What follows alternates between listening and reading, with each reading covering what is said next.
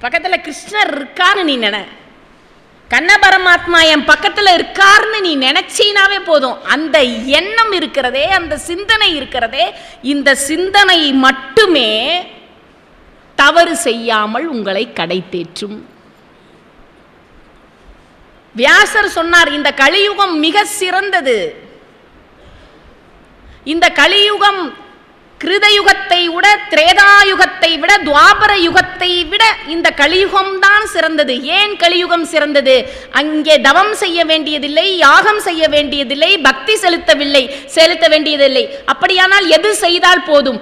இறைவன் நாமத்தை சொன்னாலே போதும், அவர்கள் அஞ்ஞானம் விலகி ஞானம் விளையும். இறைவன் நாமத்தை சொன்னா போதும். ஆனா அதை சொல்ல முடியாதான்.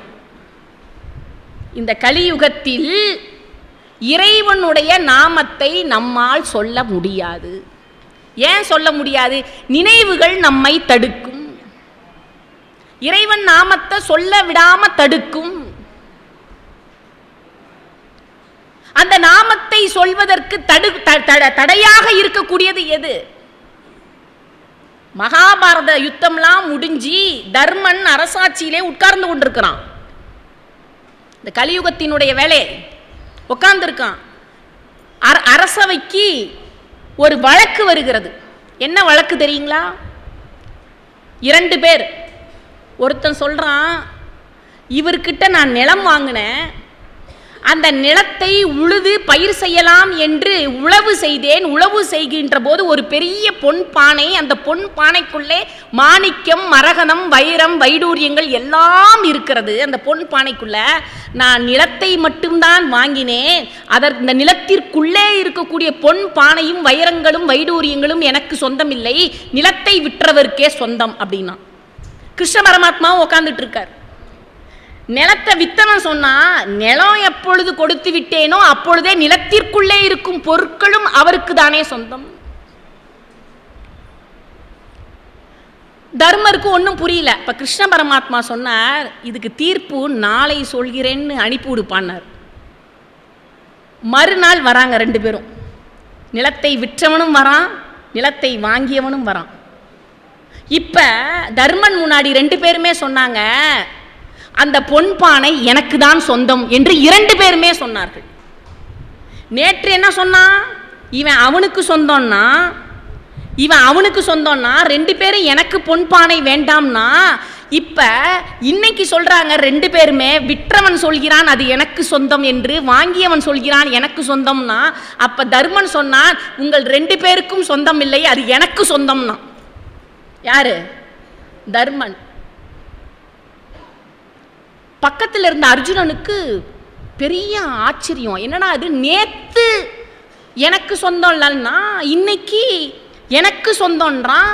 அதை விட தர்மன் இந்த பொன் பானையும் வைடூரியங்களும் அரசுக்கு சொந்தம்ன்றானே, எனக்கு சொந்தம், இந்த நாட்டுக்கு சொந்தம்ன்றானேன்னு கிருஷ்ணரை பார்த்தான். கிருஷ்ணர் சிரிச்சிட்டே சொன்னா, நேத்தோட துவாபர யுகம் முடிஞ்சிருச்சுடா, இன்னையிலிருந்து கலியுகம் ஆரம்பிச்சிருச்சுடான்னா.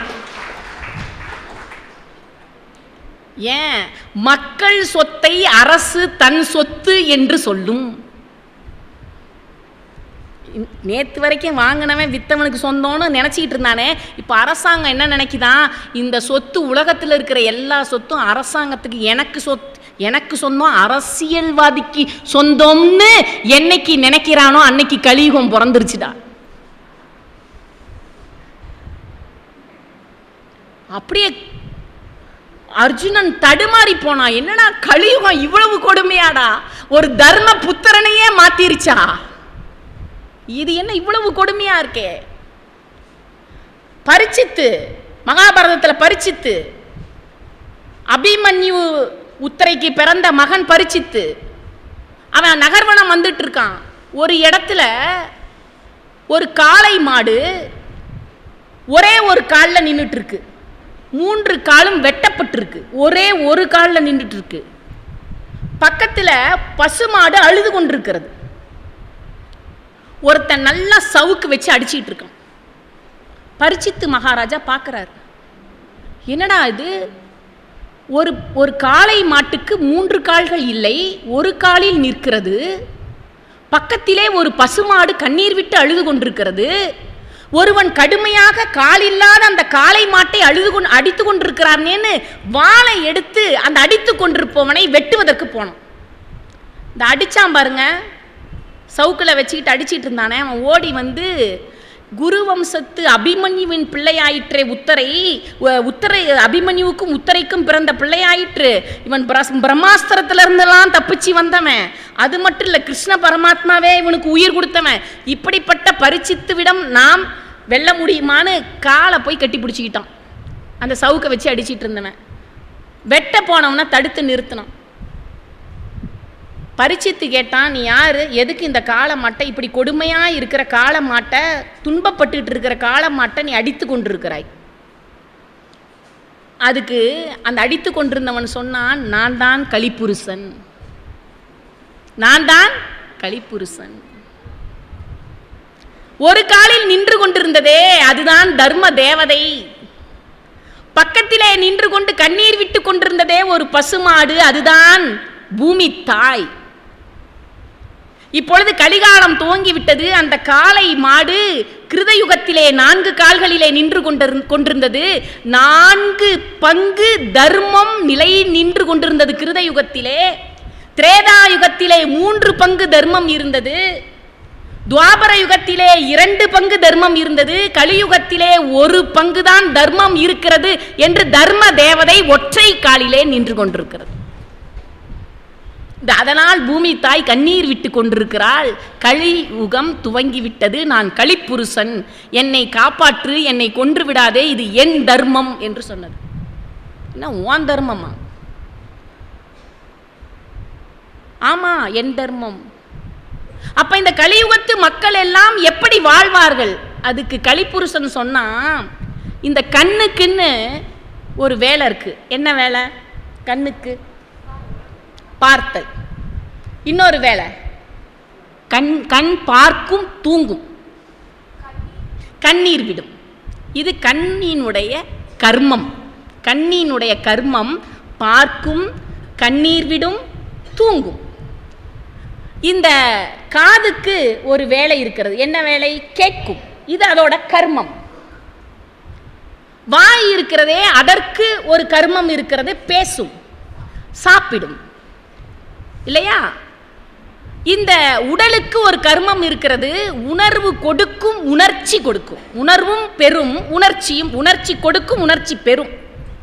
ஐம்புலன்களுக்கும் 5 விதமான கர்மம் இருக்கிறது, சரியா? இந்த 5 விதமான கர்மத்தையும் இந்த 5 புலன்களும் கள்ளப்புலனைந்தும் என்று திருமூலர் சொல்றார். கள்ளப்புலனைந்தும். கண்ணு பார்க்கணும், ஆனா நல்லதை பார்க்காது, கெட்டதை பார்க்கும். அதனால கள்ளப்புலனைந்தும். நல்லதை கேட்கணும், நல்லதை கேட்காது, கெட்டதை கேட்கும். அதனால கள்ளப்புலன்.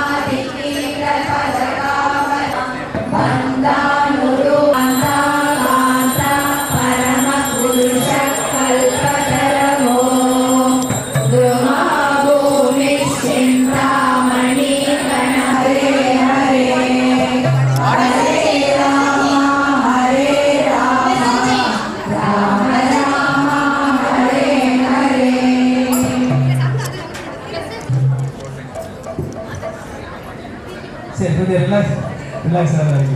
ஹரே கிருஷ்ணா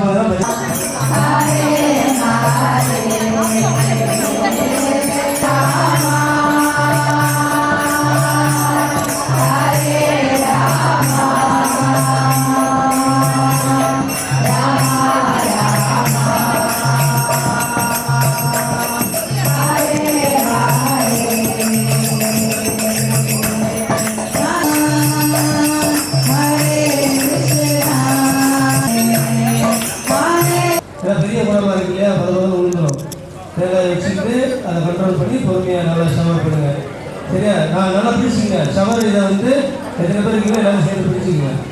திருப்பி பழக்கிறோம். ஹரே கிருஷ்ணா ஹரே கிருஷ்ணா ஹரே கிருஷ்ணா கிருஷ்ணா கிருஷ்ணா ஹரே ஹரே ஹரே ராம ராம ராம ஹரே ஹரே. ஹரே கிருஷ்ணா கிருஷ்ணா கிருஷ்ணா ஹரே ஹரே ஹரே ராம ஹரே ஹரே ஹரே ராம ராம ராம ஹரே ஹரே. ஹரே கிருஷ்ணா கிருஷ்ணா கிருஷ்ணா ஹரே ஹரே ஹரே ராம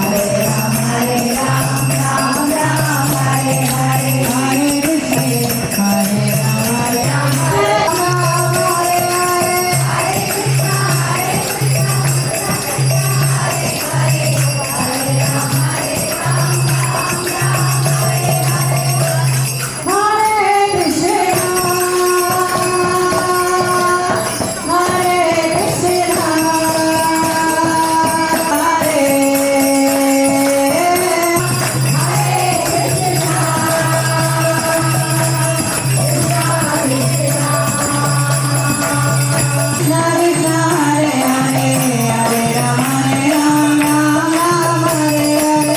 கிருஷ்ணா ஹரே ராம ராம ராம ஹரே ஹரே. ஹரே கிருஷ்ணா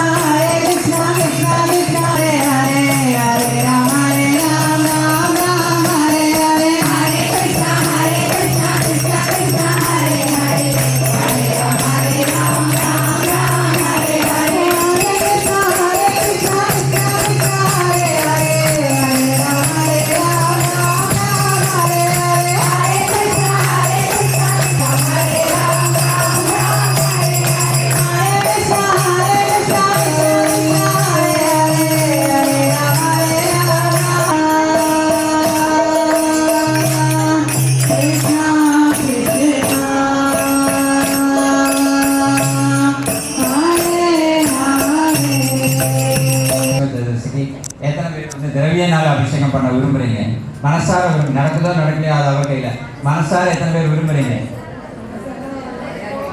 சரி, இந்த நேரம் 9 கவர்மெண்ட் ஆயிருக்கிறாங்க.